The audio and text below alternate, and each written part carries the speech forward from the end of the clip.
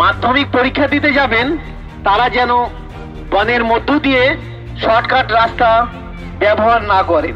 বন বিভাগের সশস্ত্র বনকর্মী দ্বারা সুরক্ষিত নির্দিষ্ট কনভয়গুলিতে পরীক্ষা কেন্দ্রে যাতায়াত করুন। আজ থেকে শুরু মাধ্যমিক পরীক্ষা। সকাল থেকে বিভিন্ন পরীক্ষা কেন্দ্রের উদ্দেশ্যে বেরিয়ে পড়েন পরীক্ষার্থী সহ অভিভাবক অভিভাবিকারা। এদিন পরীক্ষার্থীদের যাতে কোনো সমস্যা না হয় সে কারণে পুলিশের বাড়তি টহলদারি চলছে। পাশাপাশি যেহেতু জেলায় একাধিক পরীক্ষা কেন্দ্র জঙ্গল লাগোয়া এলাকায় রয়েছে এবং জঙ্গলের রাস্তা দিয়ে পরীক্ষা কেন্দ্রে পৌঁছতে হয় পরীক্ষার্থীদের, তাই বাড়তি টহলদারি বনকর্মীদের।